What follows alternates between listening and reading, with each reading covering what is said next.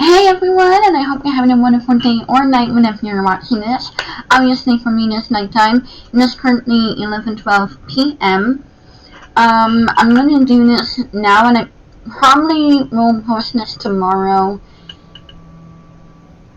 or whenever. I'm not sure because we're supposed to be having thunderstorms tomorrow, so I don't know if I'm gonna post it tomorrow, meaning the next day for you guys. But if you see this between now and tomorrow, well, I guess we can just continue on our Massachusetts tour. Gloomy, dark, and witchy are some of the words that come to mind when describing the historical architecture in Salem, Massachusetts. The Pickman house is no exception. Only a few feet away from the Peabody Excess Museum, the house stands in all its creepy colonial glory. Its gray wooden exterior combined with an opaque diamond-paned windows emit an eerie spine-chilling feel. The 5-window casements surround the large faded scarlet door with a handle so antique one would imagine that it had been installed during the home's inspection. The steep, slightly moldy roof and central brick chimney preserve the distinctive charm of the past within modern day of Salem.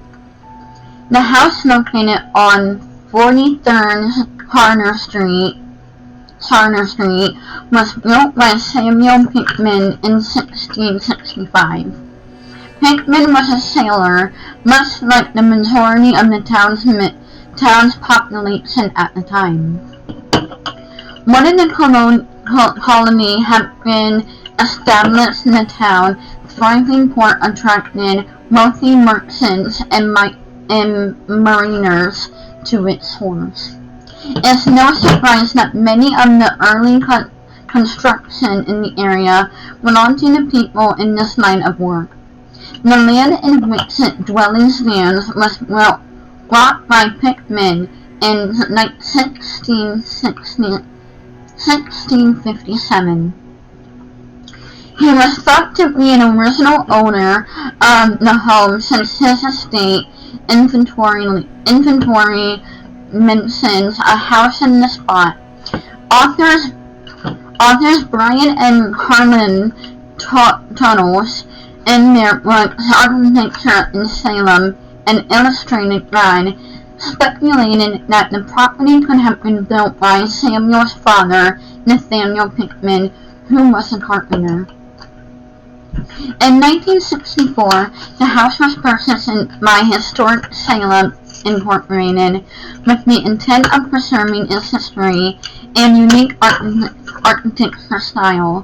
The company began the restoration, but unable to finish it. A few years later, in 1969, the property was sold to Philip A. Drones, who completed the full restoration.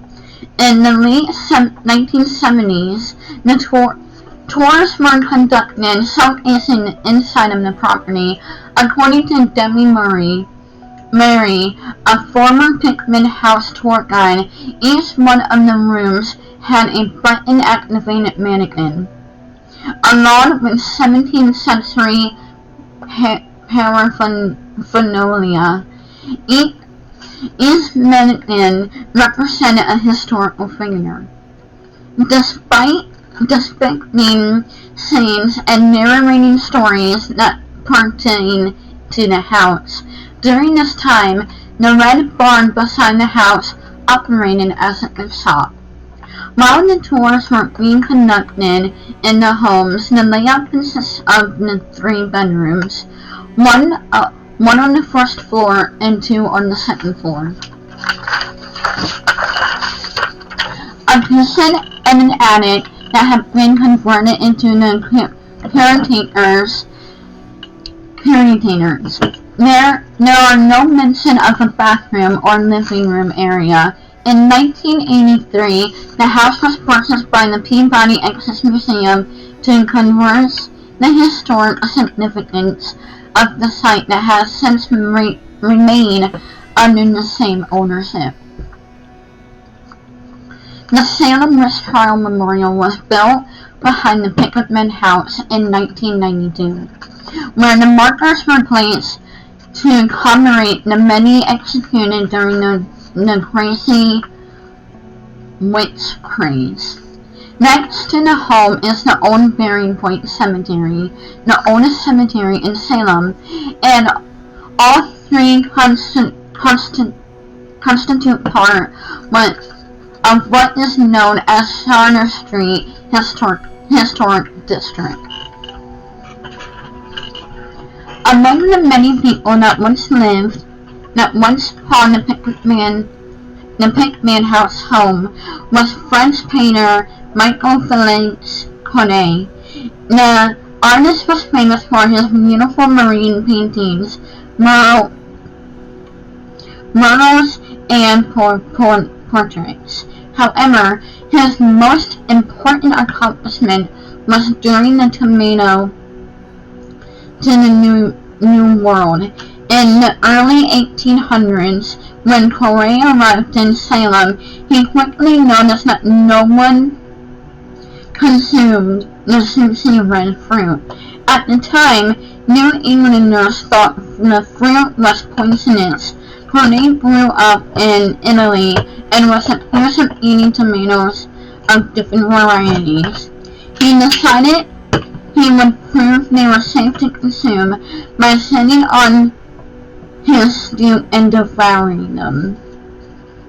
At first he struck everyone as odd, but soon misconception was forgotten. However, changing the dressing of New England cuisine. Another significant resident was Salem-born Judge and Chief Justice Benjamin Leonard Jr., although it has been confirmed that Leonard lived in the house. The exact time frame is unknown. Leonard is famous for his involvement in the 1770s Boston Massacre trial after an argument between a British soldier and a wingmaker turned into a disarray bloodbath. With a reputation for being one of the oldest buildings in Salem, it's no wonder the Pickman house is thought to be incredibly haunted. For centuries, people have entered and lived in this house, bringing with them powerful energies that linger within the walls. As with many ghost stories, the origin of Pickman's hauntings have been attributed to the gruesome death that occurred there. These legends have been passed down orally from generation to generation as a local folklore. Among these hair-raising tales is the story of a sinister murder-suicide said to have taken place in the 18th century. According to the local legend, a family of 3 had moved into the home. A man, his wife, and his 7-year-old daughter. Shortly after settling in, the man's mental health began to deteriorate, declining each day until he reached the point of insanity. He claimed he could see and hear demons in the home. In his struggle to fight the evil entities that plagued his existence, he became increasingly irritable. His violent outbursts were horrify his family, each one more jarring than the next before. One day, a In one of his mythical episodes, he chased his daughter in the attic, deprived all of the comforts she once enjoyed. She defecated and urinated in plates, starving, alone, and frightened. With each passing day, she waited for death to release her from the past confinement. His wife was petrified, torn between wanting to protect her daughter and being scared to face her husband, knowing what he was capable of. Putting her fears aside, she begged her husband to release their child, but her plea did not affect the already shattered man. Eventually, the man got tired of his wife, irritated by her presence. He gathered rope and tied her to a tree in the yard. He made his way in the kitchen where he began to heat a large block of wax. After the wax had come to a rolling boil, he grabbed his rusty cast iron pot and poured it over his restrained wife's head. Her end did not come quickly. She screamed and howled in pain for what seemed like an eternity. Dying a slow, agonizing death, once his wife's blood curdling screams had been drowned by the hardened wax, he went back inside and hung himself. Although there were 3 genuines and the house had violent deaths in the house, the spirit of the famous dark girl is the one seen most often. While snapping photos of the building, visitors have captured what looked to be a young girl standing on the second floor window.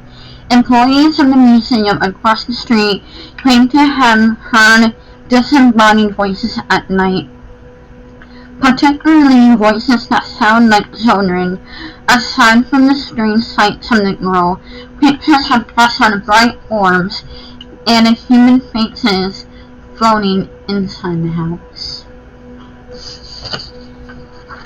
With that being said, if I ever do go to Salem, the Pickman house might be one I want to avoid. Not because mostly because of the history, but I don't want to go anywhere evil where a spirit could potentially follow me home. I have good spirits here, and I don't want anything to take that.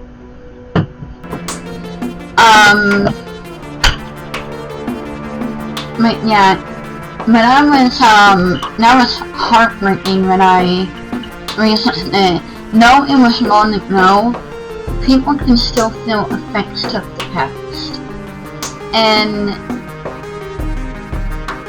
I don't know, maybe, hopefully, I don't know, just, again, the Pickman house might be one to avoid.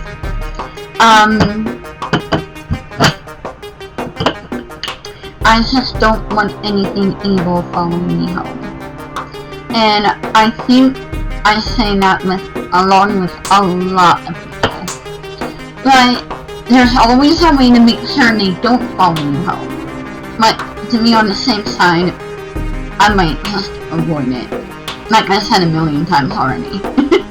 Anyway, thank you guys for watching my channel. Please like, comment, and subscribe. As always, Haunted Girl will speak to you later. Until next time, sleep tight.